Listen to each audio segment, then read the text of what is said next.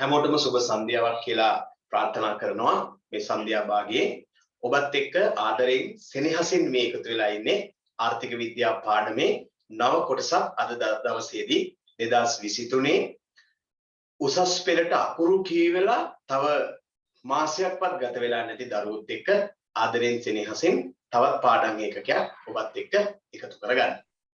පුතේ ඔබ දෙවෙනි නිබන්ධනයේ තුලින් ඉන්නේ මම ඔබට ලබා දුන්නු. ඒ දෙවෙනි නිබන්ධනයේ අපි ගිය සතියේ කතා කරා ඉතා වැදගත් පාඩම් කොටසක් ආවස්තික පිරිවැය පිළිබඳ.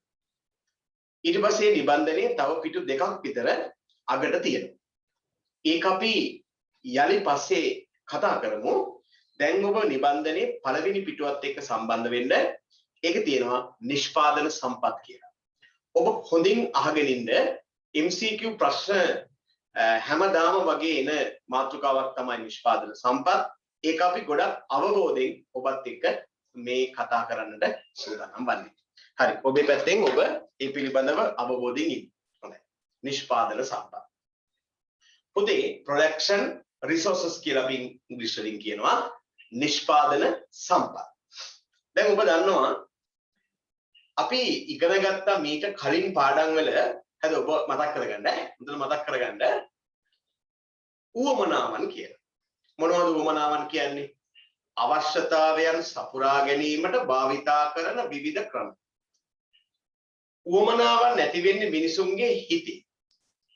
ඒ උවමනාවන් ඉටු කරව ගන්න අපි කිව්වා ආර්ථික විද්‍යාව අනුව භාවිතා කරන්නේ භාණ්ඩ හා සේවා. මම ආයි කියනවා. ඔන්න බලන්න දැන් දෙයකට ප්‍රවිෂ්ඨ වෙන ආකාරය හොඳට අහගෙන ඉන්න. මේ බලන්න. අපි කිව්වා අපිට තියෙන උවමනා. ඒ උවමනාවන් ඉටු කරව ගන්න අපි භාවිතා කරනවා මොනවද? භාණ්ඩ හා සේවා. ඔබ මේක හොඳට දාන්න. හරිද?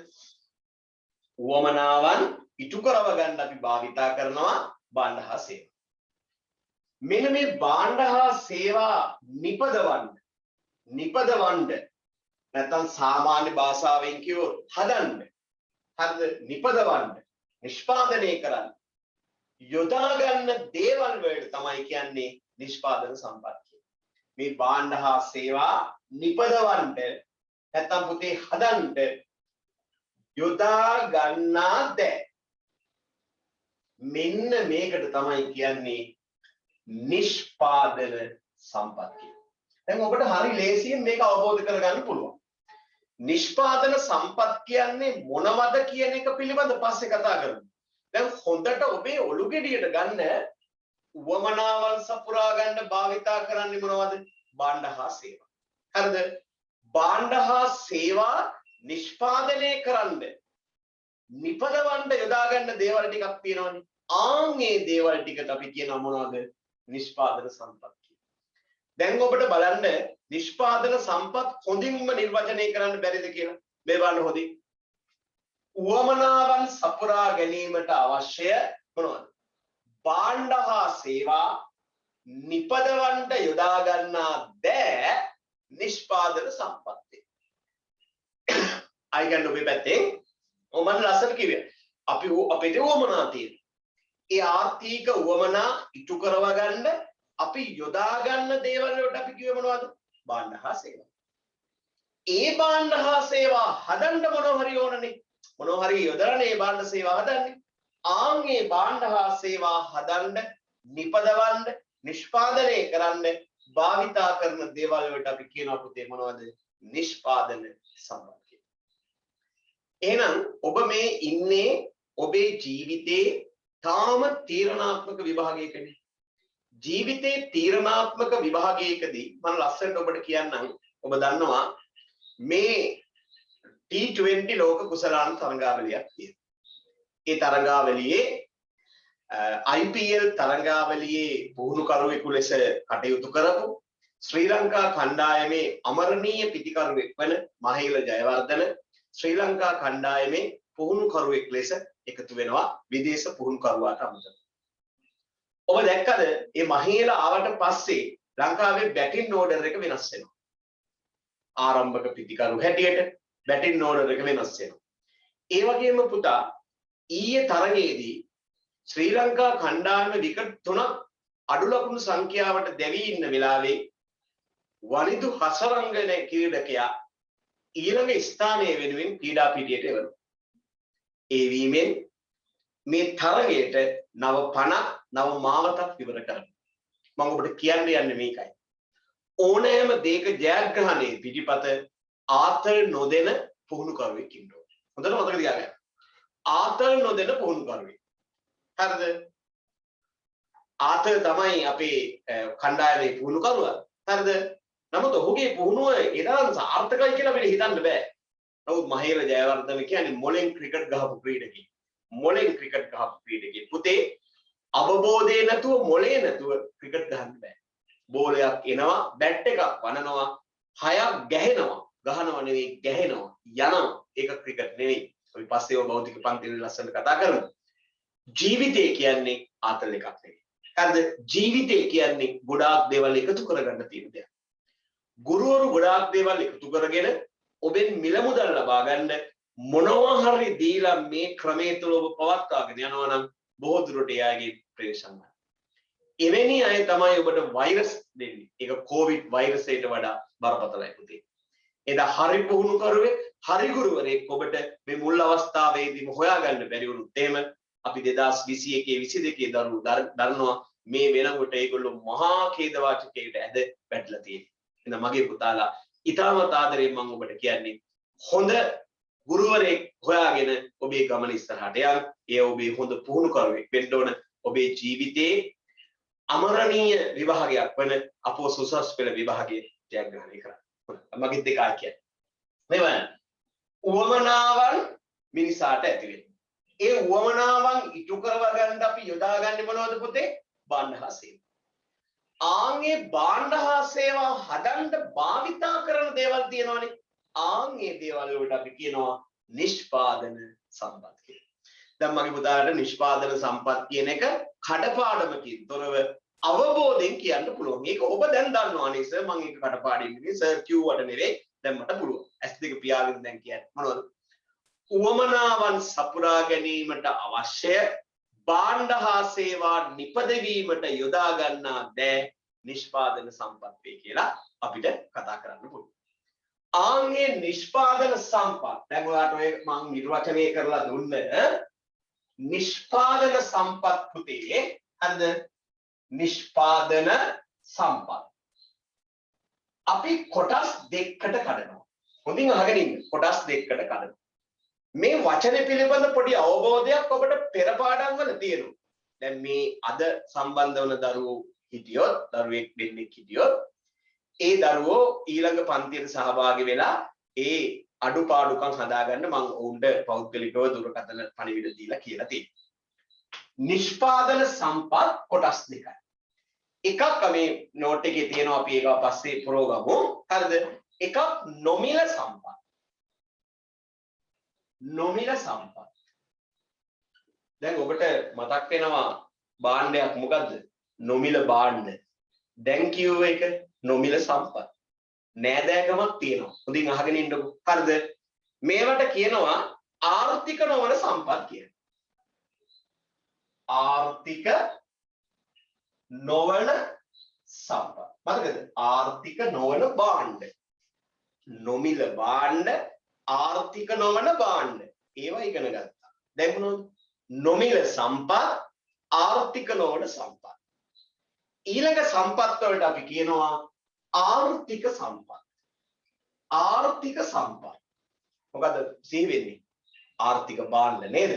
මේවට කියනවා හිඟ සම්පත්. හිඟ සම්පත් කියලා. ඔන්න අපි අර කතා කරපු මොනවද පුතේ? උවමනාවන් සපුරා ගැනීමට අවශ්‍ය භාණ්ඩ හා සේවා හදන්න අවශ්‍ය කරන දේවල් නිෂ්පාදන සම්පත්. ඒ සම්පත් අපි කොටස් දෙකකට කඩනවා. නොමිල සම්පත්, එහෙම නැත්නම් ආර්ථික නොවන සම්පත්, අනිත් එක ආර්ථික සම්පත්, එහෙම නැත්නම් හිඟ සම්පත් කියලා. එතකොට නිෂ්පාදන සම්පත් ප්‍රභේද දෙකයි. අර භාණ්ඩ ප්‍රභේද දෙකයි වගේ නිෂ්පාදන සම්පත් ප්‍රභේද දෙකයි, නොමිල සම්පත් සහ ආර්ථික සම්පත් කියන.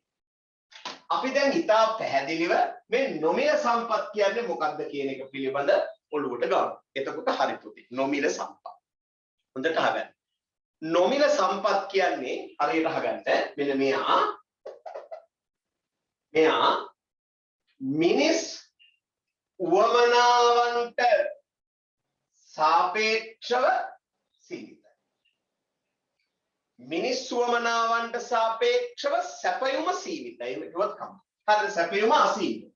මිනිස් උවමනාවන්ට සාපේක්ෂව සැපයුම සීමිතයි නෙවෙයි අසීමිතයි. නොමිල සම්පත්නේ. මොන හොඳින් අහගන්න. මිනිස් උවමනාවන්ට සාපේක්ෂව සැපයුම අසීමිතයි. මිනිස් උවමනා එයාට වඩා සැපයුම අසීමිතයි.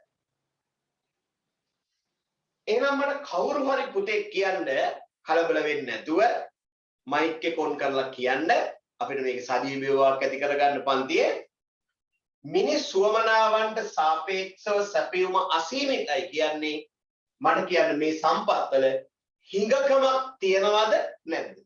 මේ වචනේ කියන්න පුළුවන්. තියෙනවා. හොඳට බලන්න. මිනිස් උවමනාවන්ට සාපේක්ෂව සැපයුම අසීමිතයි. හිඟකමක් තියනවද නැද්ද? හිඟකමක් නැහැ. හිඟකමක් නැහැ. හිඟකමක් නොමැත. අන්න හොඳට අහගන්න. ඔයාලට පුළුවන් කියන්න. ආර්ථික භාණ්ඩ ආර්ථික නොවන භාණ්ඩ ගැන කතා කරපු ඔබට මේකට යොමු වෙන එක එච්චර අමාරු දෙයක් නෙවෙයි පුතේ. හරිද? මේ වලම මිනිස්සගේ උවමනාවන්ටත් වඩා සැපයුම අසීමිතයි. ඕන තරම් තියෙනවා. එංගනේ අදහස. උවමනාවන්ට සාපේක්ෂව අසීමිතයි. හරි. සැපයුම අසීමිතයි. කියන්නේ උවමනාවන්ට වඩා සැපයුම අසීමිතයි. මම මෙහෙම ලකුණක් දාලා ඔබට ඒක පෙන්නලා දෙන්න.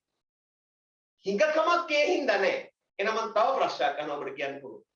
මේවා ලබා ගැනීමේදී භාවිතා කිරීමේදී ආවස්තික පිරිවැයක් දරනවද නැද්ද?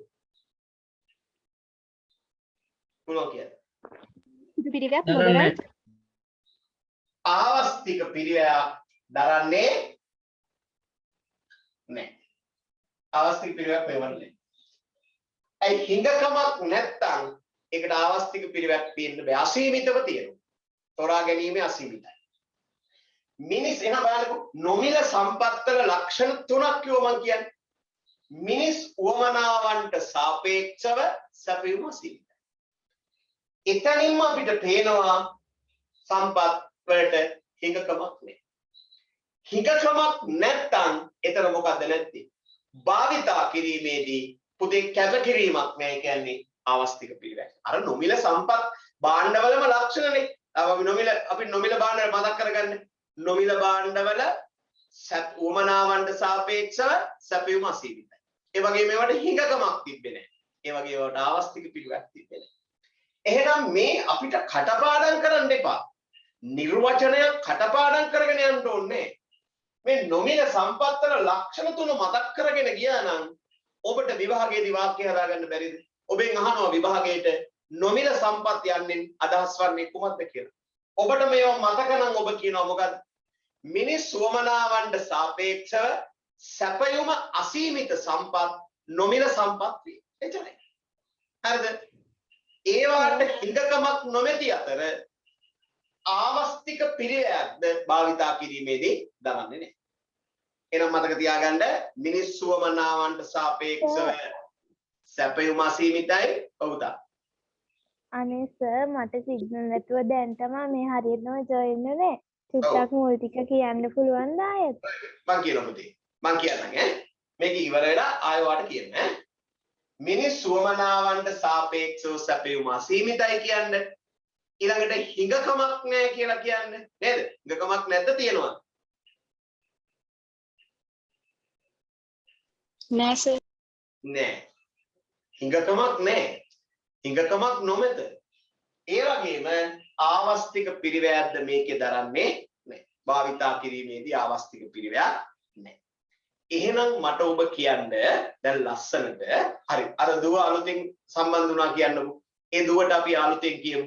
අපි කතා කරපු මාතෘකාව තමයි මොකද්ද පුතේ? නිෂ්පාදන සම්පත්. මොකද්ද නිෂ්පාදන සම්පත් කිව්වේ? ඉන්න අයටත් දැන් හොඳයි. අහගෙන ඉන්න කොහොන්න හරි. නිෂ්පාදන සම්පත් කියලා කියන්නේ මිනිස් උවමනාවන් අපි ඉගෙන ගත්තානේ. මේ උවමනාවන් සපුරා ගන්න මොනවද භාවිතා කරන්නේ? භාණ්ඩ හා සේවා. උවමනාවන් සපුරා ගන්න යොදා ගන්න භාණ්ඩ හා සේවා හදන්න භාවිතා කරන ඕනෑම දෙයක් අපි හඳුන්වනවා නිෂ්පාදන සම්පත් කියලා.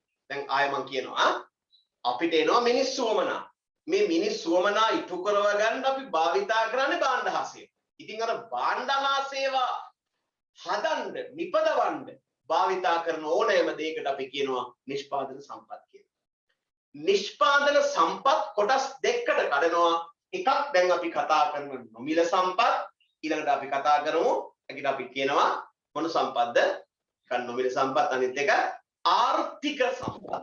ආර්ථික සම්පත්. නොමිල සම්පත් දැන් මම ඔබට උගන්වන්නේ තාර්කික ආකාරයෙන්නේ. ඔබට නොදැනුවත්ම මේක හිතේ අවබෝධ වෙනවා. ඒකින්ද කලබලයක් වෙන්න එපා. අපි අවුරුදු 25 දරුවෝ කැම්පස් වලට විශාල වශයෙන් යවපු ගුරුවරු. හරිද?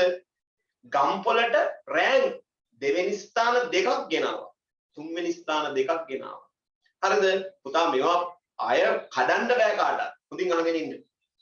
නොමිල සම්පත් එහෙම නැත්නම් ආර්ථික සම්පත් වල ලක්ෂණ තුන කතා කරන්නේ. මිනිස් මේක තමයි ප්‍රධාන එක. මිනිස් උවමනාවන්ට සාපේක්ෂව අසීමිතයි. මිනිස් උවමනාවන්ට සාපේක්ෂව අසීමිත නම් එයාට හිඟකමක් දකින්න නැහැ. හිඟකමක් දකින්න නැත්නම් ඒ ආවස්තික පිරිවැයකුත් එනම් නිර්වචනය කරන්න. නොමිල සම්පත් යන්නේ කුමක් අදහසේද කියලා අහුවොත් ඔබ මොකක්ද දෙන උත්තරේ? දැන් නෝමල් එකේ රිලැක්ස් එකේ කියන්නේ මොකද? මිනිස් සෝමනාවන්ට සාපේක්ෂව සැපයුම අසීමිත සම්පත් නොමිල සම්පත්තිය. ඔය වාක්‍ය කිව්වද වන් ලකුණු හම්බෙන්නේ. ඔයා දැන් දන්නේ හින්දා යටටත් කියන්න මොකද? ඒ හිඟකමක් දක්නට නොමැති සම්පත් වන අතර ඒවා භාවිතා කිරීමේදී ආවස්තික පිරිවැයක් දැරීමට සිදු නොවේ. ඔන්න නොමිල සම්පත්. දැන් මගේ පුතාලා නොමිල සම්පත් ඔබ ඉගෙන ගත්තා නම් ආර්ථික සම්පත් කියන්නේ නොමිල සම්පත් වල විරුද්ධ පැත්ත. හිඟ සම්පත්. දැන් අපි නොමිල සම්පත් ඉගෙන ගත්තා. දැන් නොමිල සම්පත් වලට උදාහරණයක් කියන්නේ. නොමිල සම්පත් වලට උදාහරණ අර ආර්ථික නොවන භාණ්ඩමයි. මොනවද? මොනවද නොමිල සම්පත්? හිරුවේ. වාතය. අන්නේ ඒවමයි ඈ. ඒවමයි පුතේ. ඊළඟට ආර්ථික සම්පත්. මෙයා බෙදෙන ඊළඟ එක ආර්ථික සම්පත්. ආර්ථික සම්පත් කියන්නේ හිඟ සම්පත්. ඔන්න දැන් මේ හිඟ සම්පත් කියනකොටම ඔබට එතන ලක්ෂණයක් සිහි වෙනවනේ. දැන් මට කියන්න දැන් ඔබට පුළුවන්. මොකද දැන් බලන්න එකක් තුලින් එකක් දකින්න පුළුවන් නම් ඔබ හොඳ තාර්කික ඉගෙන ගත්තේ. තර්ක ශාස්ත්‍රය කියලා විෂයක් තියෙනවානේ. මොකද්ද තර්ක ශාස්ත්‍රය? දන්නා දෙයින් නොදන්නා දේ සොයාගෙන යනවා. දැන් ඔබ දෙයක් දන්නවා. එහෙනම් මේ නොදන්නා දේ හොයාගෙන යන්න. ආර්ථික සම්පත් කියන්නේ හිඟ සම්පත්. එහෙනම් මට කියන්න මිනිස් උවමනාවන්ට සාපේක්ෂව සැපයුම අසීමිතද සීමිතද? සීමිතයි. සීමිතයි. මිනිස් උවමනා විශාලයි, සැපයුම සීමිතයි. එහෙනම් මට ඔබ කියන්න මේකේ හිඟකමක් දක්නට ලැබෙනවද නැද්ද? දක්නට ලැබෙනවා. හිඟකමක් දක්නට ලැබෙනවා. මට දැන් ඔබ කියන්න භාවිතා කිරීමේදී ආවස්තික පිරිවැයක් දරනවද නැද්ද? දරනවා. ආවස්තික පිරිවැය. ආර්ථික පිරිවැයක් දරනවා. ආවස්තික පිරිවැයක් දරනවා. හොඳ නම. මම එක දෙයක් කියනම් ආඩම්බර වෙන්න එපා. 2023 එකතු වෙලා ඉන්න දරුවෝ මට හිතෙන හොඳ ක්වොලිටි දරුවෝ ටිකක් කියලා. හරිද? ඔබ හොඳ මොලේ තියෙන දරුවෝ ටිකක්. එහෙනම් මම මේ පැත්තෙන් ඔබට ගෞරව කරනවා. හරිද? ගෞරව කරනවා. ඒ වගේම මම ඔබට ආදරය කරනවා. ගුරුවරයාගේ තියෙන සෙනෙහසයි ගුරුවරයාගේ තියෙන ගෞරවයයි එකතු වුණාම දරුවනි ඔබට ලොකු දෙයක් මගේ හදවතින් දීලා ලබා දෙන්න. මතක තියාගන්න ඈ. හරි. එහෙනම් ඔබ ආර්ථික සම්පත් නිර්වචනය කරමුද? හරි ආර්ථික සම්පත් නිර්වචනය කියන්නේ මොකද්ද? අසීමිත මිනිස් සුවමනාවන්ට සාපේක්ෂව දැන් කියන්නේ සැපයුම සීමිත සම්පත් වලට අපි කියනවා මොන සම්පත්ද? ආර්ථික සම්පත් කියලා. අන්න. ඒවාට හිඟකමක් තියනවද නැද්ද? හිඟකමක් සහිතයි. හිඟකමක් තියෙනවා. තියෙනවා. භාවිතා කිරීමේදී ආවස්තික පිරිවැයක් දරනවා. දැන් මම ඔබ දන්න දෙයක් කියන්නේ. ආර්ථික සම්පත් අපි ආර්ථික විද්‍යාවේ වර්ග කරනවා කොටස් 4කට. පුළුවන් නම් කියන්න. ඔයා ඕලෙවල් වලත් මේක ඉගෙන ගත්තා. ආර්ථික සම්පත් වර්ග කරනවා කියලා ඉගෙන ගත්තේ නෑ. අන්න හරි. භූමි ශ්‍රමය ප්‍රාග්ධනය විසාකත්වය අන්න ශ්‍රමය හරියට හරි. ප්‍රාග්ධනය ව්‍යවසායකත්වය. right. දැන් දැක්කද? දැන් හොඳින් අහගෙන ඉන්න මම කියන එක. මම මේක දැන් ඔයාලට සාරාංශ කරලා දෙනවා. සාරාංශ කරපුවම පාඩම් කරන්න ඕනේ. දැන් මම කියපු ටික නැවත ඔබට සම්පින්දනය කරලා දෙනවා. ඔයාගේ හදවතේ චිත්‍රයක් වගේ අඳගන්න ඈ. හරි. ඔන්න අපි දැන් කතා කරපු ටික මම පොතාලට පැහැදිලි කරලා දෙන්න. බලාගෙන ඉන්න. අපි සම්පත්නේ කතා කරේ. මොකටද සම්පත් කිව්වේ? උවමනාවන් ඉටු කර ගැනීම සඳහා භාවිතා කරන භාණ්ඩ හා සේවා නිපදවීමට යොදා ගන්නා දෑ. අන්න ඕකට අපි කියව මොනවද? සම්පත් කියලා. ඔන්න මම සම්පත් ඔබට නිර්වචනය කරා. දැක්කද? මේවා කෙටි සටහනක් ඇලියට පස්සෙත් මං කියන විදිහට හඳගන්න. මෙන්න මේ සම්පත් අපි කොටස් දෙකකට කැඩුවා. එකක් නොමිල සම්පත්. නොමිල සම්පත්. මේකට අපි කියව මොන සම්පත්ද? ආර්ථික නොවන සම්පත්. ඊළඟට අපි කිව්වා ආර්ථික සම්පත්. උදේට බලාගන්නද? අපි මේකට කිව්වා හිඟ සම්පත් කියලා.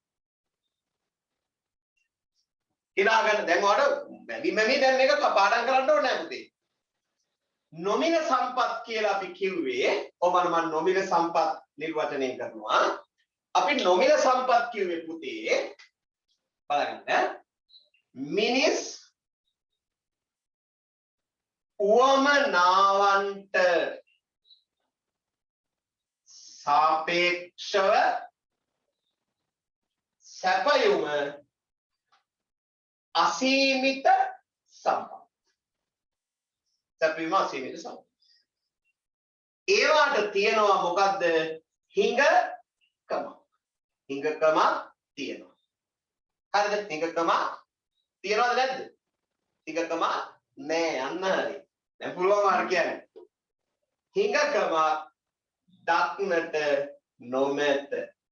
දැන් දුර බලගන්න.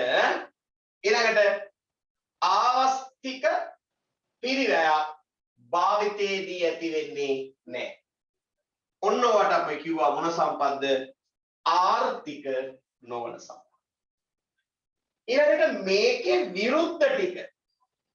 විරුද්ධ ටික අපි හැදින්වනවා මොනවා කියලාද?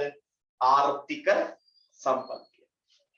ආර්ථික සම්පත් අපි නැවත කොටස් 4කට කැඩුවා. මොකද්ද?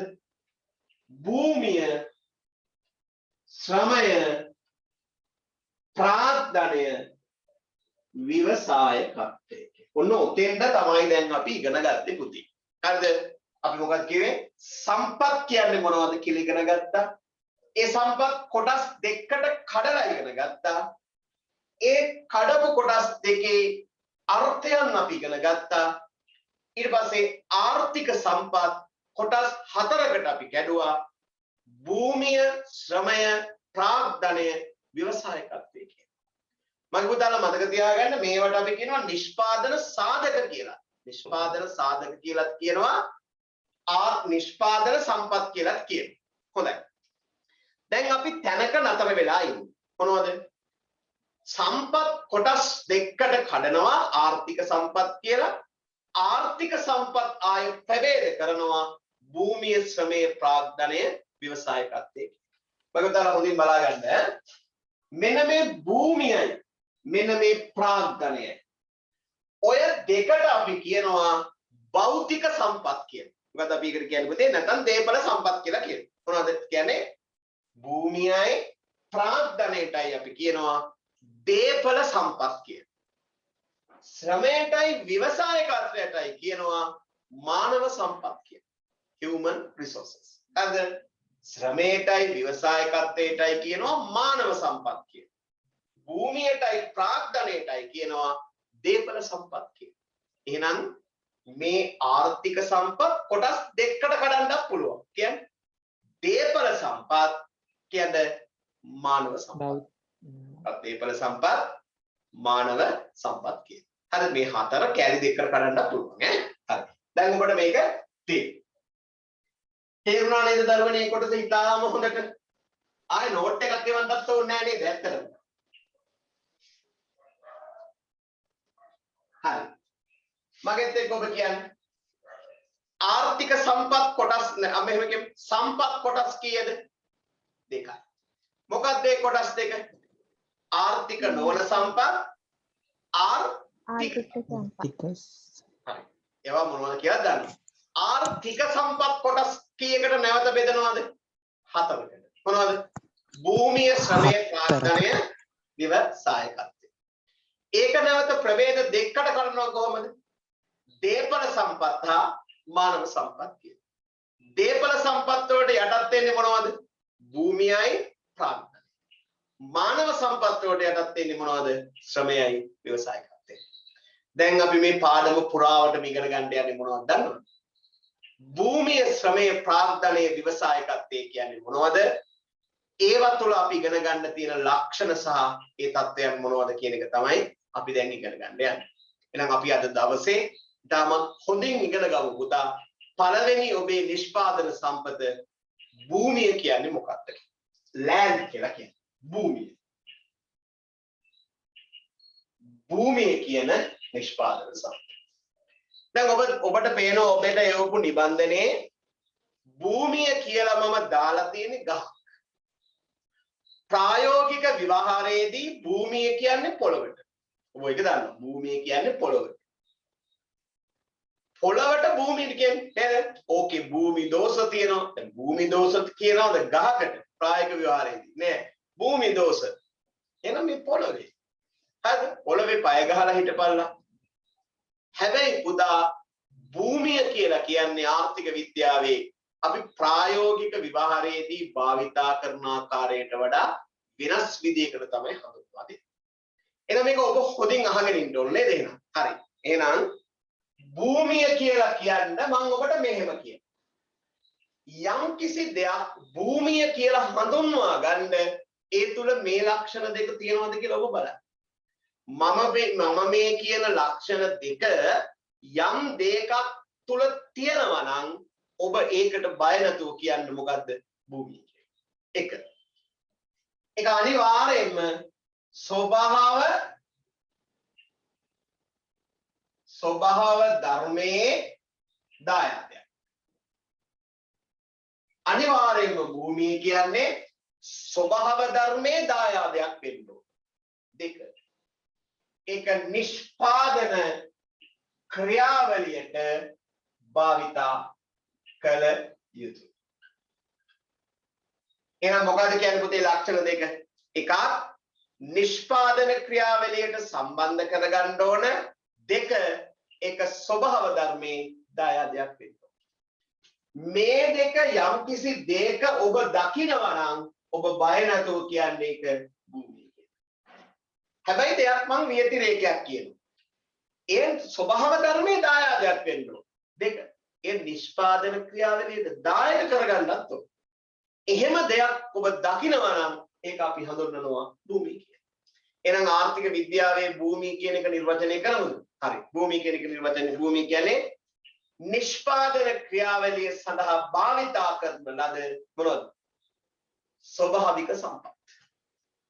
නිෂ්පාදන ක්‍රියාවලිය සඳහා භාවිතා කරන ලද ස්වභාව ධර්මයේ දායාදයක් ලෙස යොදාගත හැකි ඕනෑම දෙයක්. එහෙම ඕන විදිහට කියන්නේ. ස්වභාවික සම්පත් භූමිය කියන්නේ නිෂ්පාදන ක්‍රියාවලියට භාවිතා කරේ. සමහර ආර්ථික විද්‍යා පොත්පත්වල මේ භූමියට කියනවා ස්වභාවික ප්‍රාග්ධනය කියලා. හරිද? ස්වභාවික සම්පත් කියලා කියනවා. හරිද? නිෂ්පාදන ක්‍රියාවලියට භාවිතා කරන්නත් ඕන. ඒක ස්වභාව ධර්මයේ දායාදයක් වෙන්න. මතක තියාගන්න හොඳට. භූමිය කියන්නේ අනිවාර්යයෙන්ම ස්වභාව ධර්මයේ දායාදයක්ම වෙන්න ඕන මගේ පුතේ. හරිද? එහෙම නැතුව මේක බෑ. දැන් ඔබ හොඳින් හඳුනා ගන්න මම මේ කියන එක. ස්වභාව ධර්මයේ දායාදයක් ලෙස ලැබී ඇති සියලුම නිෂ්පාදන සම්පත් වලට අපි කියනවා භූමිය කියලා. දැන් ඔබ ඒක හොඳින් අවබෝධ කරගෙන ඉන්න. දැන් භූමිය කියලා මම උදාහරණයක් කියන්න ඔබ පොළව කියන්න එපා දැන්. හැබැයි මතක තියාගන්න භූගෝලීය පිහිටීම මම මේ කියනවා හොඳට අහගන්න. භූගෝලීය පිහිටීම කඳු වෙන්න පුළුවන්, තැනිතලා වෙන්න පුළුවන්, හෙල් වෙන්න පුළුවන්, පල්ලම් වෙන්න පුළුවන්, සානු වෙන්න පුළුවන්, කපොළු වෙන්න පුළුවන්.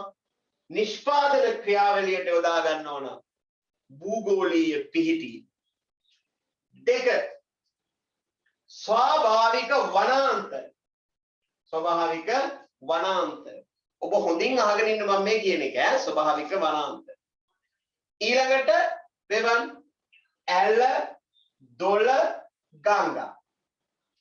ඇල දොළ ගංගා මේවා ස්වභාව ධර්මයේ දායාද ඒ වගේම නිෂ්පාදන ක්‍රියාවට උදව් වෙනවා. ඔබ හොඳින් ඒක බලන්න. ඊළඟට කාල ගුණය. කාල ගුණය වර්ෂාව වගේවා අවුව වගේවා නේද? ඒවා නිෂ්පාදන ක්‍රියාවට උදව් වෙනවා කාල ගුණය. ඒ වගේම දේශ ගුණය. එකකට ලියමු අපි දේශ. ඒ වගේම ඛනිජ සම්පත්. ඛනිජ සම්පත්. උදේ හොඳින් මතක තියාගන්න මේ බලන්න මම ලියන ඒවා. මේ ලියන ඒවා ඔක්කොම මොනේවද කියන්නේ? කොහෙන්ද අපිට ලැබිලා තියෙන්නේ? මම මේ ලියන හැම එකක්ම කොහෙන්ද ලැබිලා තියෙන්නේ පුතේ? ස්වභාව ධර්මයේ. මේවා අපි නිෂ්පාදන ක්‍රියාවලියට උදව් කරගන්නේ නැද්ද? උදව් කරගන්න. ස්වභාවික ගෑස්. ස්වාභාවික ගෑස්.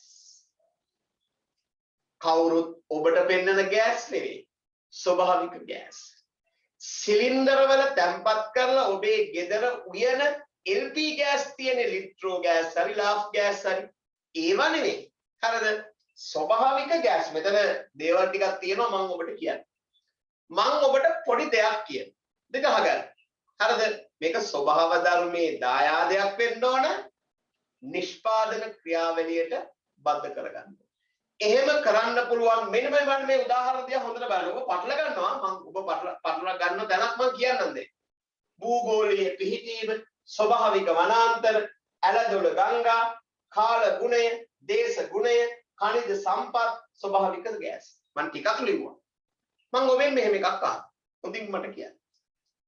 පැන්සල් ඇතුලේ දාලා තියෙන්නේ මොනවද? පැන්සලක් ලියනකොට පැන්සල ඇතුලේ අර තියෙන්නේ මොකද්ද? මිනිරන්. මිනිරන්. මිනිරන්. එතන මිනිරන් ලැබෙන්නේ කොහෙන්ද අපිට? खनिज संपत වලින්. මේ කාර්ය සම්පත්. මේ කාර්ය සම්පත්නේ. මිනිරන්. සිලිකා වැලි. පැන්සලක් ඇතුළට දාලා තියෙන මිනිරන් ඒ ස්වරූපෙන් භූමිය නෙවෙයි. හැබැයි මිනිරම් පතලක තියෙන මිනිරම් දැන් සිංහරාජ වනාන්තරයේ භූමියක් පුතේ. හැබැයි ඔබ වලවල් කපලා පැල හිටවලා හදන ගස් භූමිය නෙවෙයි. තේරුම් ගන්න මං කියන එක.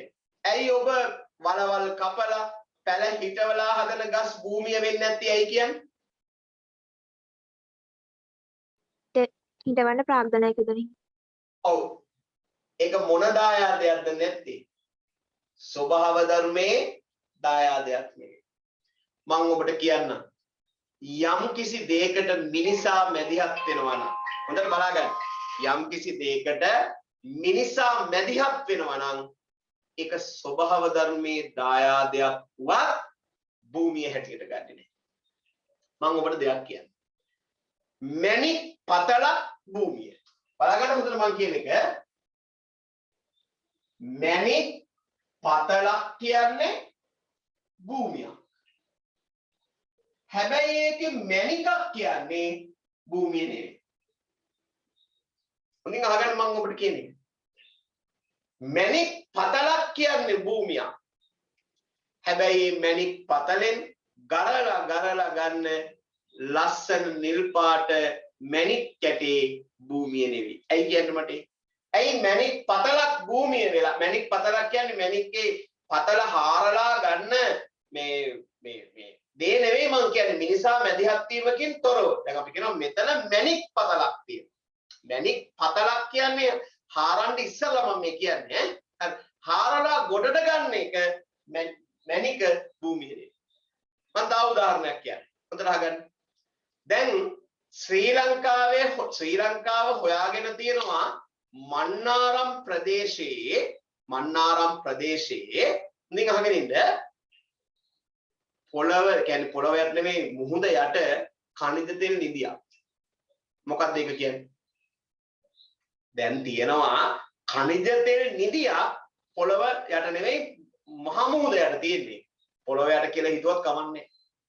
දැන් මේ හොයාගෙන තියෙන කනිජ තෙල් නිදිය මොකක්ද? මොකක්ද? භූමිය. හැබැයි ඒක මිනිසා මැදිහත් වෙලා ගොඩට ගත්තොත් ඒක භූමියද? භූමිය නෙමෙයි.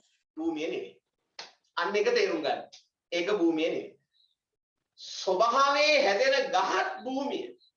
හැබැයි ඒකෙන් ඉරන ලෑලිකුත් ඒ භූමිය නෙවෙයි. හරිද? වීවගා කරන්න යොදා ගන්න කුඹුර භූමිය තමයි. නමුත් ඒක භූමිය කියලා ගන්නෙ නෑ. ඒක කුඹුරක් කියන්නේ මිනිසා මැදිහත් වෙලා හැදුවට පස්සේ මේක කුඹුරක් වෙන්නේ. දැන් ඔබට මේක තේරුම් ගන්න පුළුවන්ද? මම අර ඉස්සෙල්ලා මැණික් පතලක් කියලා වචනේ භාවිතා කරේ. ඇත්තට මේක මැණික් පතලක් නෙවෙයි වෙන්න ඕන මැණික් නිදියක් කියලා එන්න ඕන. හරිද? මැණික් නිදියක්. මැණික් නිදියක් භූමියක්. හැබැයි ඒක හැරුවාට පස්සේනේ මැණික් පතල වෙන්නේ නේද? මට ඒක ඉස්සෙල්ලා පැටළුණානේ. මැණික් නිදියක් කියලා කියන්නේ භූමියක්. හැබැයි හැරුවාට පස්සේනේ පුතේ ඇත්තට මේක මැණික් පතලක් වෙන්නේ. මැණික් පතලක් කියන්නේ භූමියක්. මට මේක භූමියද කියන්නේ? ඊසාන දිග මෝසම් වර්ෂාව භූමියක්ද නැද්ද? භූමියක්. පුතේ ගඟ භූමියක්ද? ගඟක් භූමියක්ද? ඔව්. ඔව්. නමුත් වැවක් භූමියක්ද? වැව නෑ. නෑ. අන්න දැන් තේරුම් ගත්තා ඔබ. මිනිසා විසින් මැදිහත් වෙනවා. නේද? වැවක් භූමියක් නෙවෙයි. එහෙනම් මට ඔබ මෙහෙම එකක් කියන්න දැන්. දැන් අපි කියනවා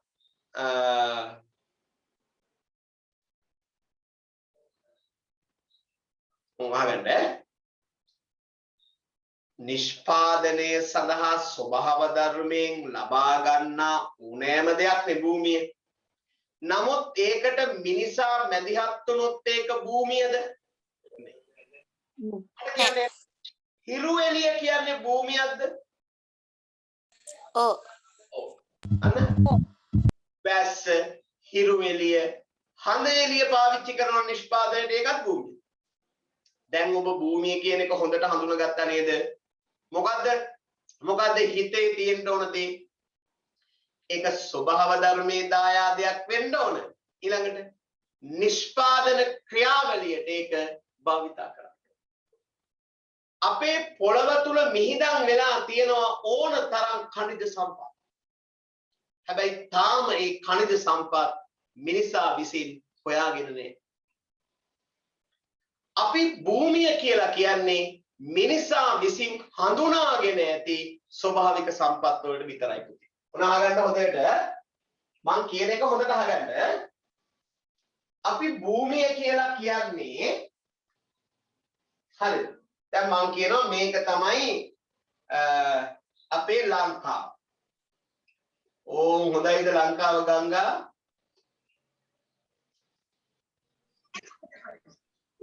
හොඳයි. හොඳයි.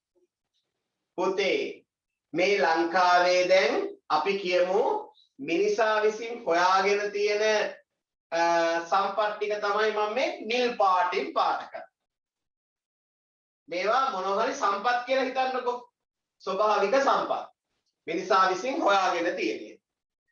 මේ මිනිසා විසින් හොයාගෙන තියෙන මෙන්න මේ සම්පත් වලට තමයි අපි කියන්නේ භූමිය කියලා.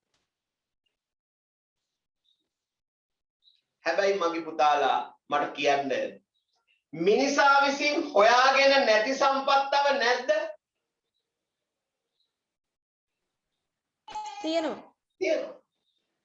ඒවා භූමිය හැටියට අපි හඳුනගෙන නෑ තාම. එහෙනම් මට ආයෙ කියන්න භූමිය කියලා කියන්නේ සියලුම ස්වභාවික සම්පත් මිනිසා විසින් දැනට හඳුනාගෙන තියෙන සම්පත්. සියලුම සම්පත්. නෑ අපිට ගණනේ දැන් හරි සියලුම සම්පත් තමයි. නමුත් අපි භූමිය කියලා කියන්න වෙන්නේ ඔක්කොම ස්වභාවික සම්පත් දැනට හඳුනාගෙන තියෙන.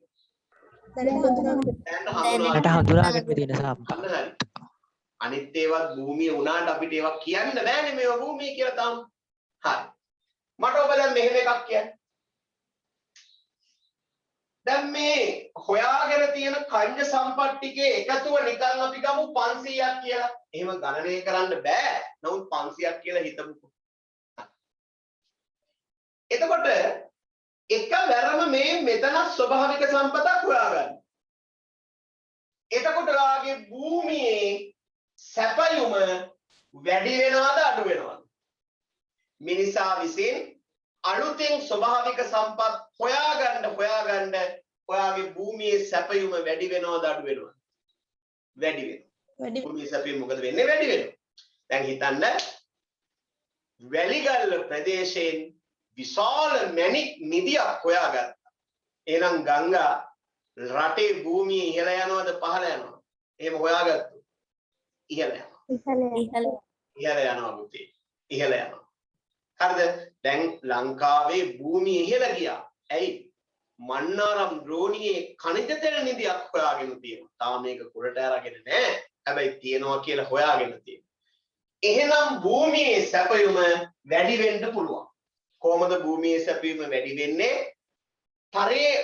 වරින් වර මිනිසා විසින් ස්වභාවික සම්පත් හඳුනා ගන්න.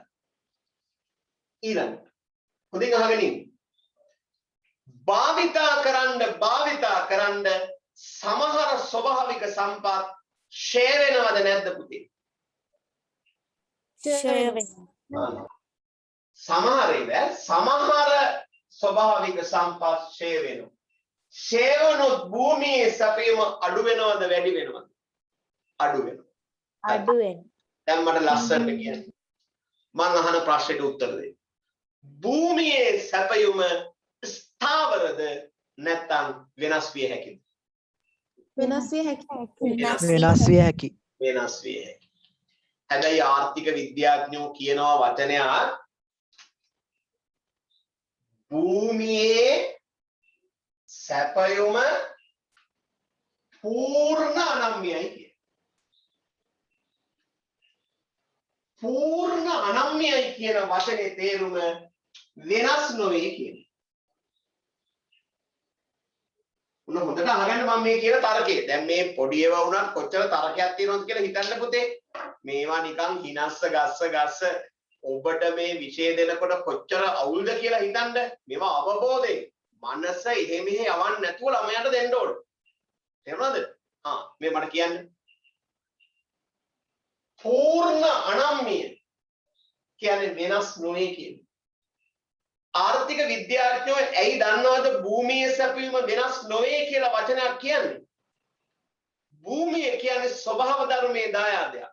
ස්වභාව ධර්මයේ දායාද වෙනස් කරන්න මිනිසට බෑ. ඒ තර්කයේ මත ඉඳගෙන තමයි පුතා භූමියේ සැපයීම වෙනස් නොවේ කියලා ආර්ථික විද්‍යාඥයෝ කියන්නේ. තරමක් දුරට ඒ සත්‍යතාවයක් තියෙනවා. හිරු එළිය වෙනස් කරන්න මිනිසට බෑ. මැණික් නිදි වල ප්‍රමාණය වෙනස් කරන්න මිනිසට බෑ. khනිජ තෙල් වල ප්‍රමාණය වෙනස් කරන්න මිනිසට බෑ. ස්වභාව ධර්මයේ දායාදයන් වෙනස් කළ හැක්කේ පුතේ ස්වභාව ධර්මයට පමණයි. මිනිසට බෑ. ඒ හින්දා භූමියේ සැපයීම වෙනස් වෙන්නේ නැහැ කියන එක යම්තා දුරකට සත්‍යයක්. හැබැයි යම්තා දුරකට සත්‍යයක් වුණාට මේක 100% සත්‍ය නෑ කියලා මම දැන් පුතාලට පෙන්නනවා. භූමියේ සැපයුම වැඩි වෙන්න පුළුවන් කොහොමද? මිනිසා විසින් ස්වභාවික සම්පත් වරින් වර හොයා ගැනීම. භූමියේ සැපයුම අඩු වෙන්න පුළුවන් කොහොමද? භාවිතා කිරීම සමග khනිජ තෙල් වගේ දේවල් අඩු වෙලා යනවා. මට කියන්න අනෙක් කෞශල්‍ය කියන්න කෞශල්‍ය ඉන්නවද දන්නේ පන්ති අපි? ඉන්නවා සර්. අනේ පුතේ කියන්න ඔබ දන්නවනම් විතරක් ඈ. පුතේ අපිට khනිජ තෙල් තව ලෝකේ තියෙන්නේ කොච්චර අවුරුදු ගානකටද? ඔබ දන්නවනම් විතරක් කියන්න ඈ. අවුරුදු 50කට ආසන්න ප්‍රමාණයක් සර්. අන්න හරි. ඒ වගේ ආසන්න ප්‍රමාණයක්. ගණන් බලලා තියෙන අවුරුදු 40ක් 50ක් විතර. හොඳයි ඔයා. khනිජ තෙල් තව ලෝකේ ඉතිරි වෙලා තියෙන්නේ අවුරුදු 30ක් 40ක් 50ක් වගේ කාලයක්. ඒ කියන්නේ භාවිතා කරන්න මේ වගේ ප්‍රමාණය මොකද වෙලා තියෙන්නේ පුතේ? ෂේ වෙනවා. ඒ කියන්නේ ස්වභාවික සම්පත් අඩු වෙනවා. නමුත් හොයා ගන්නකොට වැඩිත් වෙනවා. ඒ හින්දා භූමියේ සැපීම පූර්ණ අනම්‍යයි කියලා කිරීම 100% නිවැරදි නෑ පුතේ. ඔතෙන්දි ප්‍රශ්නයක් අහන්න බැයිද ආර්ථික විද්‍යා ප්‍රේපරකේ මෙවන. භූමියේ සැපීම පූර්ණ අනම්‍ය වේ ඔබ එකග වන්නේ. ඔබ කියනවා මෙහෙම. යම්තාක් දුරකට එකග වේ. ස්වභාව ධර්මයේ දායාද මිනිසාට වෙනස් කළ නොහැකි නිසා භූමියේ සැපයුම පූර්ණ අනම්‍යයි පැවසේ. නමුත් මේ වළංගුතාවයේ සීමා කරන සාධක දෙකක් ඇත. එක භූමියේ සැපයුම වැඩි වෙන්නත් පුළුවන් නව සොයා ගැනීම නිසා. භූමියේ සැපයුම පහළ යන්නත් පුළුවන් භාවිතා කරන නිසා. කියන හොඳ තර්කයට ඔබ එන්න. මම ඕන ඔට්ටුවක් දානවා. ඔබගේ යාළුවාගේ නෝට් එක බලන්න. එහෙමයි කම්පෙයා කරන්න පුතා. හරිද? ඔයාගේ ඉගෙනීමේ කෞශල්‍යයෙන් කම්පෙයා කරන්න පන්තියක් හොඳ නැද්ද කියන. මෙතන ඉන්න දරුවෝ තමත් පන්තියකට එක වෙන්න බෑ පුතේ. එක වෙන්න. හරිද? ඔබ තමයි ෆස්ට් වෙන්න. හරිද? economics with Chaminda Tansekara, a student first. හරිද? හොඳට මතක තියාගන්න. ඔබ ඕන තැනක බලන්න මේක උගන්වලා නැහැ.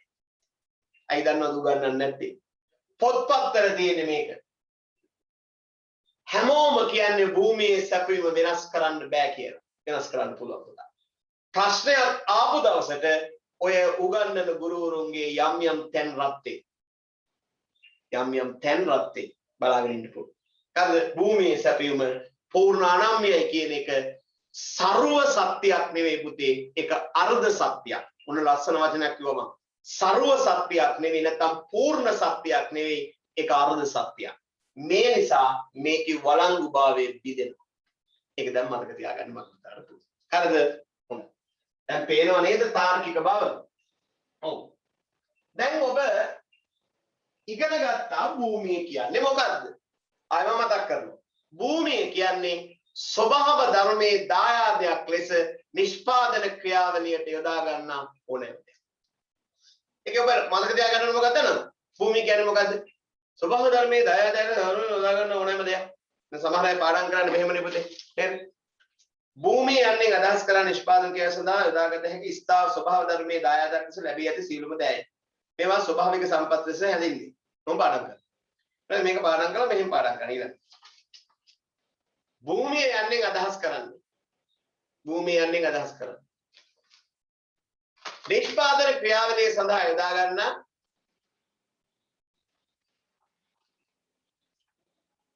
ස්වභාව ධර්මයේ දායාදයක් ලෙස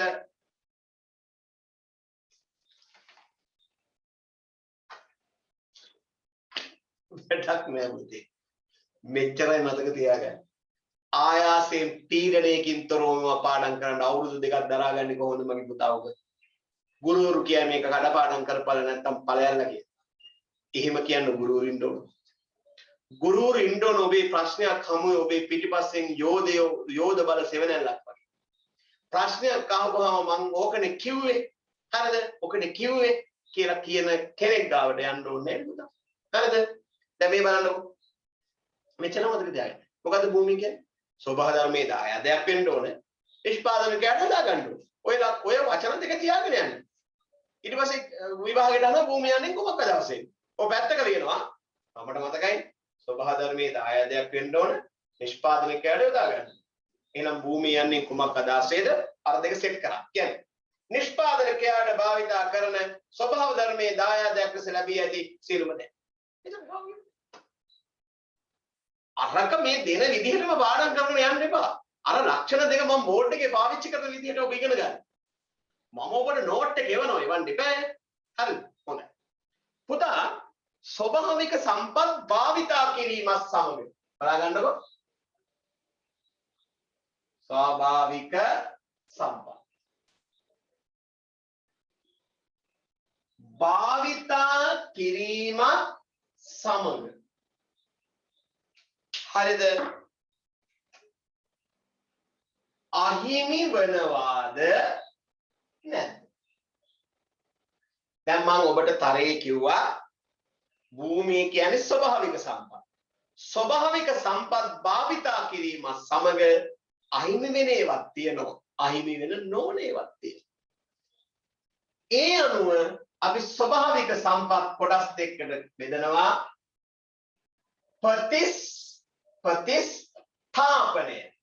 ප්‍රතිස්ථාපනය. අපි ඒකට අපි කියනවා ඉංග්‍රීසි වලින් කියනවා renewable resources කියලා. ඔබට තියෙනවා ප්‍රතිස්ථාපනය.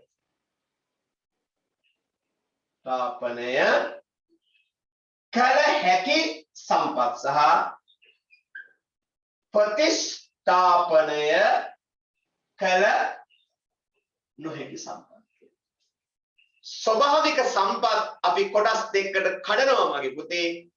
ප්‍රතිස්ථාපනය කළ හැකි සම්පත් සහ ප්‍රතිස්ථාපනය කළ නොහැකි සම්පත් කිය. මේක දෙක බෙදන්නේ ඇයි? උහේ ඔළුවට ගන්න එපායි. මේ දෙක බෙදන පදනම මොකද්ද? මෙන්න පදනම. ස්වභාවික සම්පත් භාවිතා කිරීමත් සමග අහිමි වෙනවාද නැද්ද යන්න පදනම මත ඒ කොටස් දෙකකට බෙදනවා.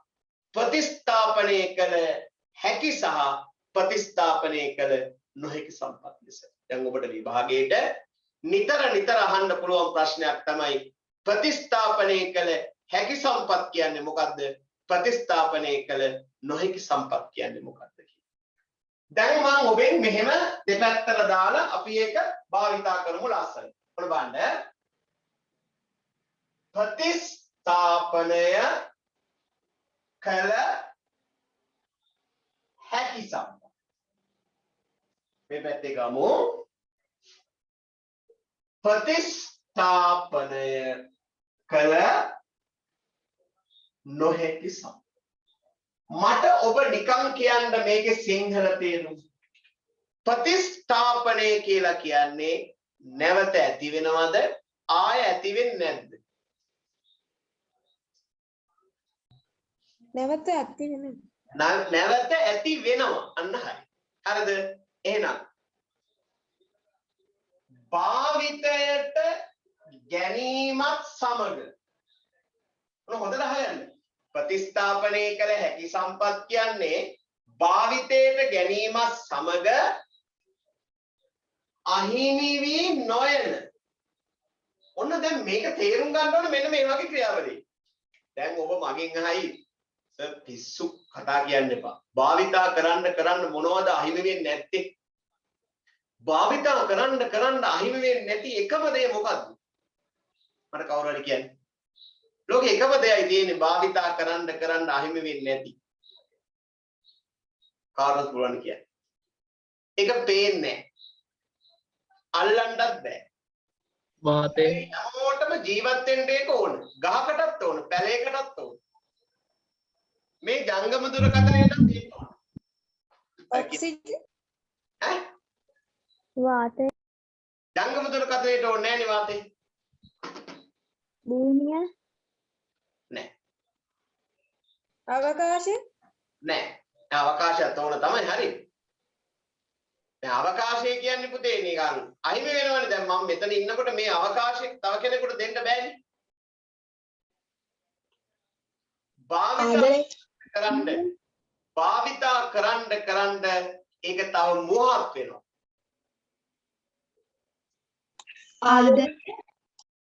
ආදරේ ඉපදෙන්නේ එතනින්.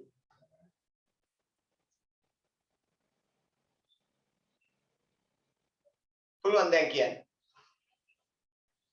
ලෝකේ භාවිතා කරන්න අහිමි වෙන්නේ නැති එකම දේ මිනිසාගේ සිත. මයින්ඩ් සිත. මේක ඇතුලේ තමයි ආදරේ. ආදරේ කිව්වා දුව ඒක හරි. ආදරේ කරන්න මොකද වෙන්නේ? මිනිසුන්ගේ හිතේ තියෙන ආදරේ තව වැඩි වෙනවා. මම ඔබට ආදරේ කරන්න මගේ හිතේ තවත් අයට ආදරේ කරන්න හිතෙන තරමට ආදරේ වැඩි. මේක ලස්සන කතන්දරය. හරිද?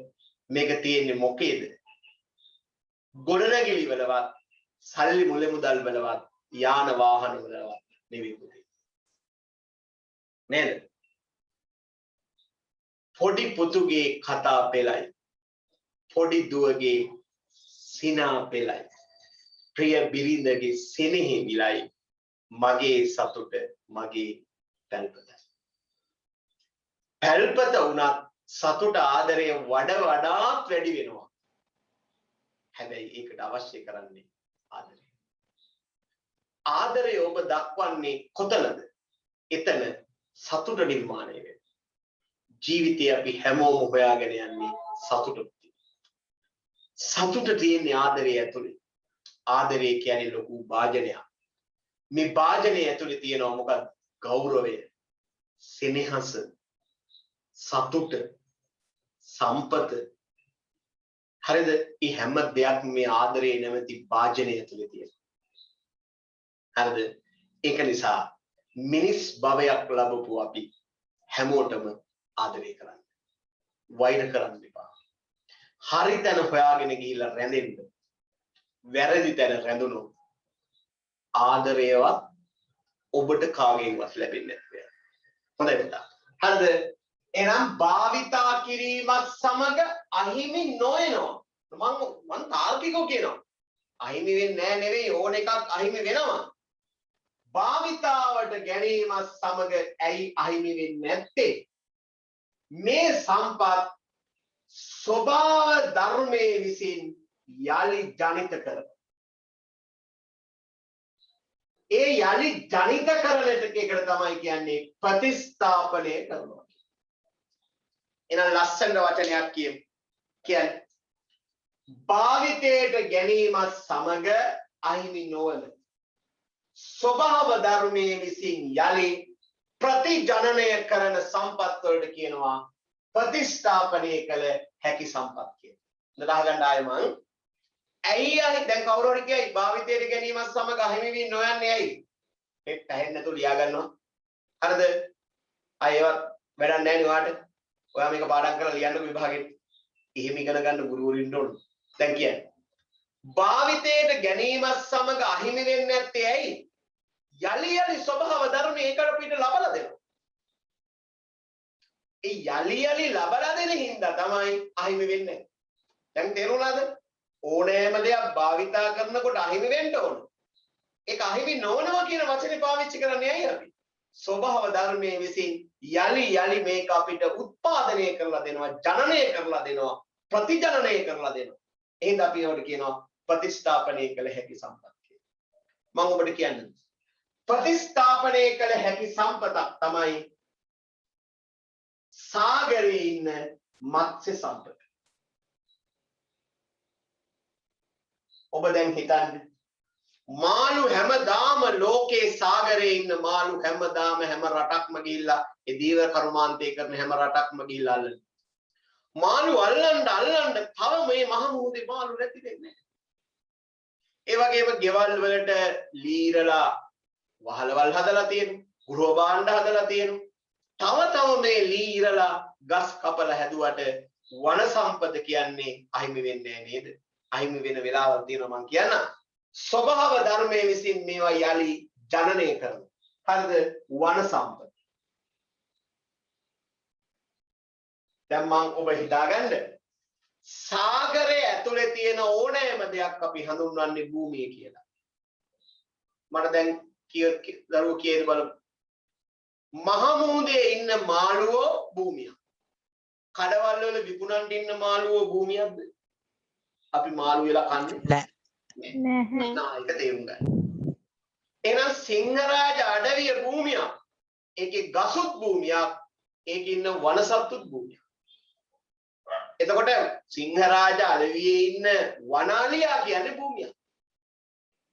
හැබැයි පුතේ කොටා දින අලියෙක් භූමියද නැද්ද? කොටා දින අලියෙක් භූමියද නැද්ද? නැහැ. භූමිය නෙවෙයි. ඔබ දැන් තේරුම් ගන්න තියෙන්නේ හරි. ස්වභාවික නෑනේ අලියා. කාගේ හරි හීලෑ යටතේ ජීවත් වෙන්නේ. හරි. දැන් ඔබ බලන්න. දැන් කවුරුත් මෙහෙම කියන්නේ නැහැ. දැන් ඔබට කියන ප්‍රතිස්ථාපනය කළ හැකි ඕනනම් ඔයා අහන්න කාගෙන් හරි ප්‍රතිස්ථාපනය කළ හැකි සම්පත් යන්නේ කුමක් අදහසෙන්? අපේ පන්තිරේ නැති වෙන යාළුවෙක් කියයි. මොකද? අපි හිතමු එහෙම නිකන් උපකල්පනය කරලා කියයි. භාවිතයට ගැනීමත් සමග අහිමි නොවන සම්පත් කියලා. හරි.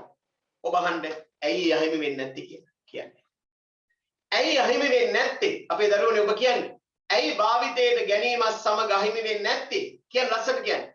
ඒවා ස්වභාව ධර්මයේ ප්‍රතිජනනය කරනවා. මොනවද ඒවට උදාහරණ?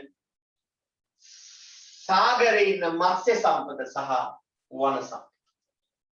මාළු කියනවා ඇති මොකද? අපි අල්ලපම් මරපම් හැබැයි අපි නිකන් ඉන්නේ. අපේ වර්ගය අපි සාමකාමීව බෝ කරමු. කැලේ ඉන්න ගස් කියයි කපපම් කපපම් හැබැයි අපි ආයෙ මේ පොළවේ පැලවෙමු. එහෙම නැත්තේ. දැන් ඔබ ලස්සනට කියන්නේ ප්‍රතිස්ථාපනය කළ නොහැකි සම්පත් කියන්නේ භාවිතයට ගැනීමත් සමග අහිමි වෙනේවද අහිමි නොවනේවද? අහිමි නොවනේව. අන්න භාවිතයට ගැනීමත් සමග අහිමි වන. දැන් මම ඔබට ප්‍රශ්නයක් අහනවා. අහිමි වෙන්නේ ඇයි? දැන් මේ අහිමි නොවන්නේ ඇයි? ඔබ දන්නවා. ඇයි අහිමි වන්නේ? ස්වභාව ධර්මයෙන් නොකරන නිසා. අන්න. ස්වභාව ධර්මයේ විසින් මේවා යලි ජනනය නොකරන නිසා. ප්‍රතිජනනය කරන්නේ. දැන් ඔබට පැහැදිලි. ප්‍රතිජනනය කරන්නේ නැති සම්පතක් තමයි ඛනිජ සම්පත. දැන් ගල් අඟුරු කියන්නේ ගල් අඟුරු. ඛනිජ තෙල් අපි කියමු ඛනිජ තෙල්, ගල් අඟුරු, යපස්, ස්වභාවික ගෑස් මේවා පුතා භාවිතා කරන්න අඩු වෙනවා. ස්වභාව ධර්මයෙන් යලි මේවා අපිට හදලා දෙන්නේ. දැන් තරකේ දැක්කද? අහිමි වන්නේ ස්වභාව ධර්මයේ ජනනය කරන්නේ. අහිමි නොවන්නේ ස්වභාව ධර්මයක යලි ජනනය කරනවා. අන්නේ තරකේ ඉන්න. නිකම් මේක කඩපාඩම් කරන දරුවෙක් වෙන්න එපා. හරිද? මම ඔබට පොඩි ප්‍රශ්නයක් අහනවා. කවුරු හරි මෙතන කියනවා කියලා මට ඒකාන්තයෙන් විශ්වාසයි. මට කියන්න. මේකේ සජීවී සම්පත ප්‍රතිස්ථාපනය කළ හැකි සම්පතද ප්‍රතිස්ථාපනය කළ නොහැකි සම්පතද? සජීවී සම්පත් කියන්න ඕන මේකටද මේකට? කාර්ද සජීවී සම්පත් කියන්නේ? කළ හැකි මේ ස්ථාපනය සජීවී සම්පත් කිය. එහෙනම් මෙයාට කියන්නේ කවුද? සජීවී සම්පත්. හරි. පුතේ මට දැන් අවංකව කියන්න ඔබට හොත්තටම තේරුණා නේද? ප්‍රතිස්ථාපනය කළ හැකි හා නොහැකි කියන එකේ තේරුම. හවුද නැද්ද? ඔව් සර්. හරිද? දැන් භූමිය කියන කොටස කොච්චර ඔළුවට ගියාද කියලා හිතන්න. අන්න ඒක තමයි නිවැරදි ඉගෙනීම කියන්නේ. අද ඔබ මේ Zoom class එකෙන් අයින් වෙන්නේ කොච්චර සතුටකින්ද කියන්නේ. ඒ සතුට තමයි ඔබට ලැබුණු අස්වැන්න අද දවසේ. එහෙම නැතුව මම ඔබට ආතල් එකක් දීලා ඒක ජීවිතේ කාට හරි කියව ඉන්න එක ඔබේ ජීවිතේ ලබාගත්ත වැලියු එකක් නෙවෙයි පුතේ. ඒක මතක තියාගන්න හොඳට. හරිද? ඔබ ක්ලාස් එක පවත්වාගෙන යන්න විහිළු කරන්න ඕනේ. කාටවත් වඩා විහිළු කරන්න මම හොඳට දන්නවා. හරිද? හැබැයි විහිළුව නෙවෙයි ඔබ පවත්වාගෙන යන්න. අපි කියන දේවල් වලින් ඔබ ගන්න සාරය. නේද? සාරය. හොඳයි. මම ඔබෙන් පොඩි ප්‍රශ්නයක් අහන උත්තරයක් දෙන්න. මේ දෙකෙන් අපි පරිස්සම් කරගන්න ඕන වැඩියෙන් කවුද? ප්‍රතික්ෂේපණය නොකර මෙන්න මේ. හැබැයි පුතේ මිනිසා ඉවත් බවක් නැතුව මෙන්න මේ ප්‍රතිස්ථාපනය කළ හැකි සම්පතුත් භාවිතා කරන්න ගියොත් දැන් මේවා ස්වභාව ධර්මයෙන් අපිට යලි ලබා දෙනවා මේ. හැබැයි එහෙම කියලා මිනිසා විසින් මේවා අධික ලෙස අධි පරිභෝජනය කරලා විනාශ කරන්න ගියොත් මේ සම්පතුත් මෙන්න මේ ගණයට වැටෙනවා කියලා මතක තියාගන්න. ආර්ථික විද්‍යාඥයෝ කියනවා ප්‍රතිස්ථාපනය කළ හැකි සම්පත් ඉවත් බවක් නැතුව භාවිතා කරන්න ගියොත් ආන් එදාට කියන්නේ ඒ සම්පතු මොන සම්පත් බවට පත් වෙනවද? ප්‍රතිස්ථාපනය කළ නැති සම්පත් බවට පත් වෙනවා. එහෙනම් මෙයා තමයි වැඩියෙන් ආරක්ෂා කරන්න ඕන. හැබැයි දෙගොල්ලම ආරක්ෂා කරන්න වෙනව නේද? පුතා මම ඔබට දෙයක් කියන්නම්. හරිද? මේ පොදු සම්පත් මේ ස්වභාවික සම්පත් තියෙනව නේද? ඒවා ඉවත් බවක් නැතුව භාවිතා කරන්නේ ඇයි දන්නවද? ඒවට අයිතිකාරයෙක් නැහැ. අයිතිය පිළිබඳ තහවුරු කිරීමක් නැති හින්දා මිනිස්සු මේවා අදි ලෙස පාවිච්චි කරනවා. මම උඩ උදාහරණයක් කියන්නම්. ස්වභාවික සම්පතක් නෙවෙයි නිකන් සම්පතක් කරා. ඔබ ඔබේ ඉස්කෝලේ ටියුෂන් ක්ලාස් එකේ ඔබ ඉන්න ඩෙස් එකේ බංකුවේ අනේක දේවල් ලියලා තියෙනව නේද ගංගා? ඔව් නේද? ඔබ ලිව්වා කියලා නෙවෙයි මං කියන්නේ. ලියලා තියෙනවා. ඒකේ ලියලා තියෙන්නේ ඒක ලියලා තිබ්බහම අපිට තේරෙනවා මේ ළමයි ඉන්නේ කොච්චර දුකකින්ද කියලා. විරහ ගීත කෑලි ලියලා තියෙනවා. ඇයි ඔයා මං දාලා ගියේ කියලා ලියලා තියෙනවා. යලි ලැබෙන්නේ නැද්ද කියලා ලියලා තියෙනවා. නේද? ඒවා ලියලා තියෙනවා. පිරිමි ළමෙක් මට කතා කරලා කියන්නේ ඔබ දන්නව නේද? ඔබගේ පාසලේ වැසිකිළියේ මොනවද පුතේ ලියලා තියෙන්නේ? ලියලා තියෙන ඒවා දේවල් කියන්න එපා. ලියලා තියෙනව නේද එක එක දේවල් බිත්තිවල වැසිකිළියේ? පුතේ තේරෙනවයිනේ? ඔව් සර්. ලියලා තියෙනවා. ඉස්කෝලේ යන කාලේ මාත් ලියලා තියෙනවා. ප්‍රින්සිපල් ගැහුවාම ගිහිල්ලා වැසිකිළි බිත්තියේ තමයි හොඳ දේවල් ලියන්නේ. ඒවා ඉතින් හරි. හොඳයි. හොඳයි කියන්නේ ඒවා ලියන්න කියන එක නෙවෙයි ඈ. හරි. හැබැයි ගංගා හරිද මට කියන්න අම්මා බැන්නු තාත්තා ගැහුවෝ ඔබ ඔබේ ගෙදර টয়ලට් එකේ ගිහිල්ලා ලියනවා මොනවද? නෑ. නෑ. ඇයි? ඇයි අතන ලියලා මෙතන ලියන්නේ නැත්තේ? අයිතිය තහවුරු වෙලා තියෙනවා. ඔබ හිතනවා අපේ ගෙදර টয়ලට් එක මගේ টয়ලට් එක මම මේක පරිස්සම් කරගන්න ඕනේ පිරිසුදු කරගන්න ඕනේ. ඉස්කෝලේ එක මට අයිති නෑනේ මම ලියනෝනේ. ඉස්කෝලේ ඩෙස් එකේ ලිව්ව අර කවි ගීත වැල් ඔබ ලියනවාද ඔබේ ගෙදර කෑම මේසේ? ඔබේ සෝෆා එකේ බත්තටයක් මල්ලි දාලා එතන කාලා තිබ්බොත් මල්ලිට ගහනවා ආයේ මේක ඉඳ ගන්න එපා කියලා. එහෙම කිව්ව ඔබ බස් එකේ සීට් එක පතුරු ගහලා කුරුටු ගාලා ඉරලා නමලා විසි කරලා. දැන් ඔබට තේරෙනව නේද? හැබැයි අපි ඉන්නෝක කොහොමද දන්නවද පුතේ? මේ ගසේ බොහෝ පැණි දොඩම් තිබේ. ඉදිලා නැමිලා බිමට නැමිලා බර වෙලා අතු. නංගිටයි මටයි ගෙඩි දෙකක් ඇත. තේරුණා නේද? අපි වැඩ කරන්න ඕන අපිටමද අනාගතේටද? අනාගතේ. අනාගතේ. මොනවද මුත්තේ මොකද කරන්නේ මොකටද ඔබ ඔය බිම හරන්නේ? පොඩි එකනහ. සියා කියනවා මොකද? අඹෑටයක් සිටවන්නට හාරු. නේද? මගෙන් පසුව එන අයටත් මේ ඵල ලැබෙන්න සැලසුම අපගේ යුතුය. මිනිස්සු වැඩ කරේ අද බලලා නෙවෙයි හෙට බලලා. පරාක්‍රම බහු රජතුමා පරාක්‍රම සමුද්‍රයේ හැදුවේ ඔහුට නෙවෙයි. ඔබට දැන් තේරෙනවා එතුමා පරාක්‍රම සමුද්‍රයේ හැදුවේ අපිට නේද? පොළොන්නරුවේ ඒ වැව නැත්තම් අද අපිට බත් නෑ පුතේ. එන හැම වෙලේම මතක තියාගන්න අනාගතයට ඉතුරු කරමින් අපි අපේ සම්පත් පාවිච්චි කරන්න. ඒක මෙතෙන්ටත් වැදගත් වෙනවා. නමුත් තිරසාර ලෙස අපි මේ සම්පත් තිරසාර කියන්නේ දිගු කල් පැවැත්ම වෙන්නේ. එහෙනම් ඔබ ප්‍රතිස්ථාපනය කළ හැකි සහ නොහැකි සම්පත් කියන්නේ මොකක්ද කියලා හොඳට අවබෝධ කරගන්න. ඔන්න දැන් මම මේ පාඩමේ අවසානයේ කරා ළඟා වෙනවා. හිමීට අපි මේවා හිතට දාගමු ඈ. කලබල වෙන්න එපා ඈ. තාම ඔබට පාසල්වත් පටන් ගන්නේ නැහනේ. පාසල් පටන් ගත්තාම තමයි ඔබ පළවෙනියටම පාසලේ ඉක්කොන් ඉගෙන ගන්න. ඒකට අපි මේවා දීර්ඝව කතා කරලා ඔබට මහන්සි කරන්න ඕනේ නැහැ. මෙලා ගන්න හොඳට.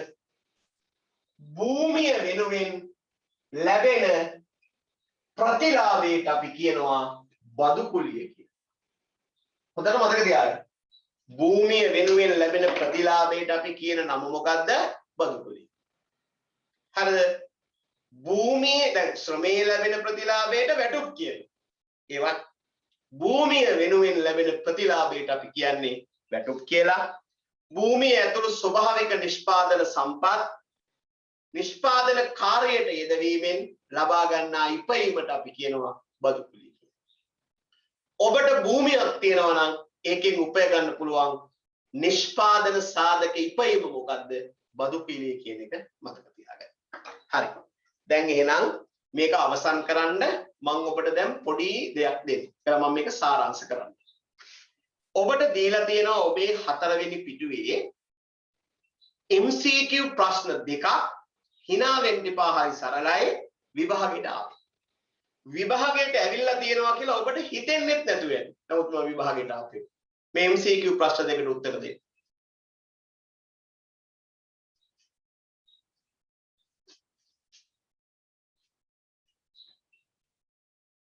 මෙතන පොඩි දෙයක් හදාගන්න.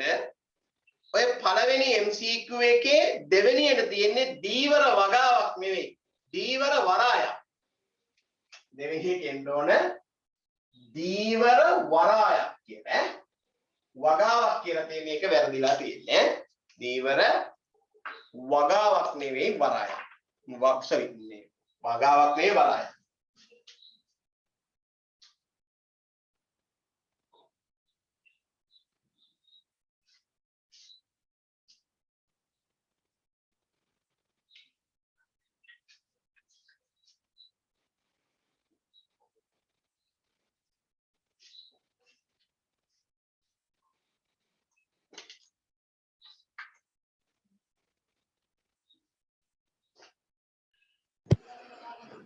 හරිනේ ඊතරම් ලේසි නේද?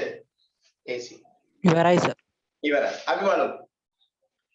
නිෂ්පාදන සාධකයක් වශයෙන් භූමිය යන්නට පහත දැක්වෙන භාණ්ඩ අතුරින් කුමන දෑ ඔබ ඇතුළත් කරන්නේ? ඔබේ ඔළුවට එන්න ඕන ස්වභාව ධර්මයේ දායාදයක් වෙන්න ඕන නිෂ්පාදන කාර්යයට යොදාගත්තා වෙන්න ඕන. අපි බලමු.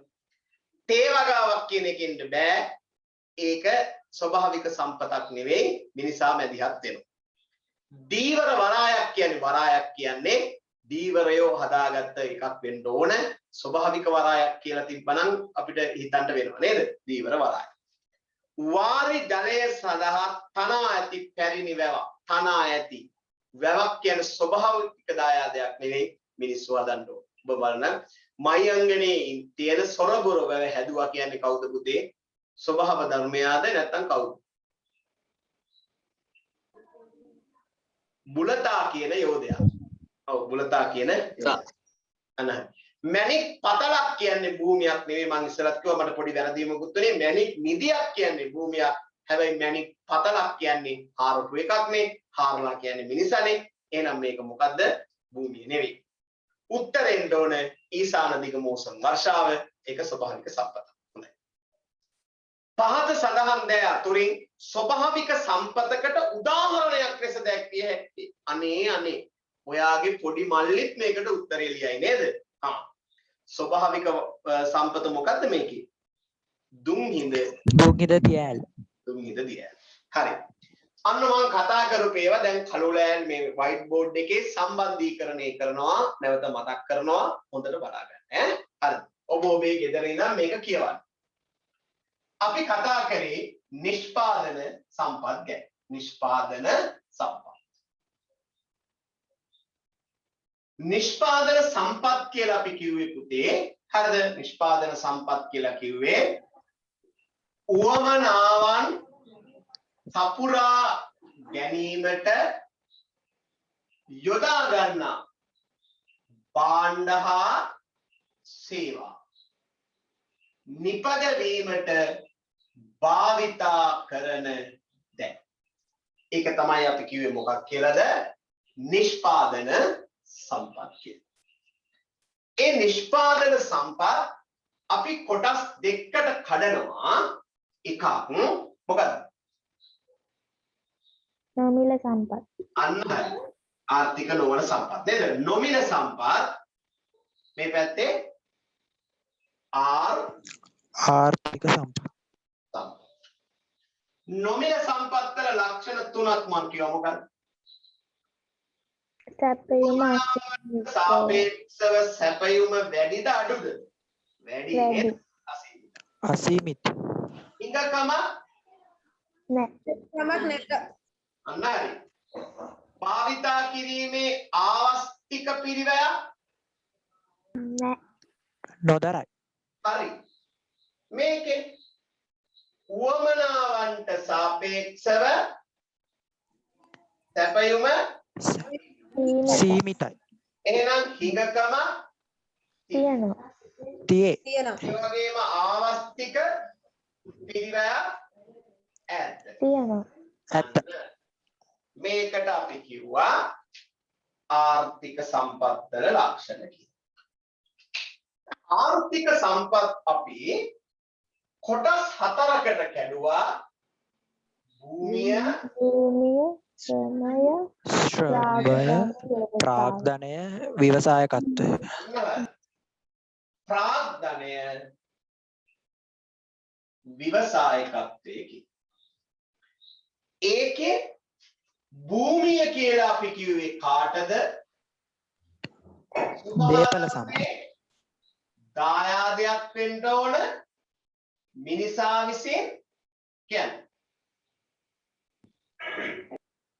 ස්වභාව ධර්මයේ දායාදයක් කියන නිෂ්පාදනයට සම්බන්ධ කරන්න. කියන්නේ මිනිසා සම්බන්ධ වෙන්න බෑ. හරිද? ඒකේ අපි මෙන්න මේ භූමිය කියන කොටස අපි නැවත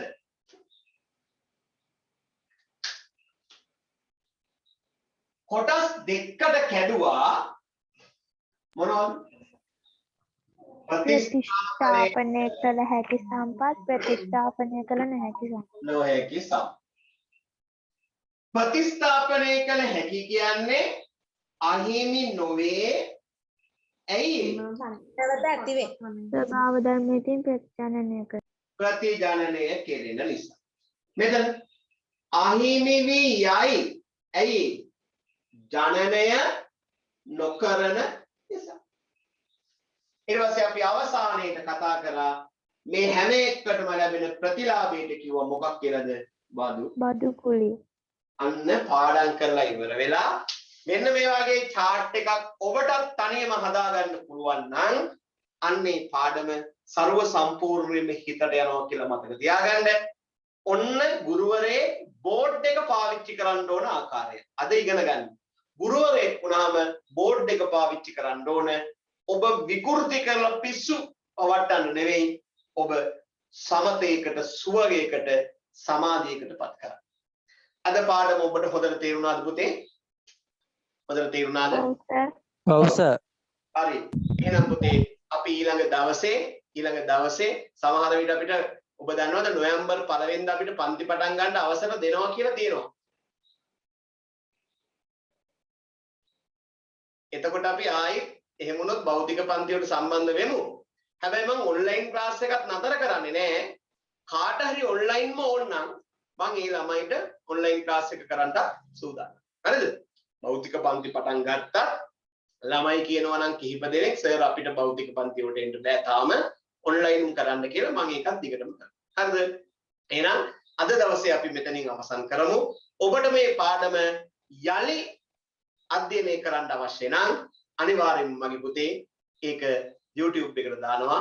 ඔබ නැවත බලලා අධ්‍යයනය කරන්න. හැබැයි මේක එක දවසයි තියෙන්නේ. මම ඒ දවස ඔබට නිවේදනය කරන්නම්. සමහර වෙලාවට හෙට දවසේ නම් හෙට දවසේ විතරයි කියලා තියෙනවා. ඊට පස්සේ ඊළඟ දවසේ බලන්න බැරි වෙනවා. එක දවසක් මම ඔබේ මේ YouTube නාලිකාවට දානවා ලබන බ්‍රහස්පතින්දාට පෙර. එහෙනම් හැමෝටම සුබ රාත්‍රියක්, සුබ දවසක්, පරිස්සමින් ඉන්න, හැමෝටම සතුටින් ඉන්න. අයබෝවන්. ආයිබෝවන් සර්. ආයිබෝවන් සර්. අයබෝවන් සර්. අයබෝවන්. ආයිබෝවන්.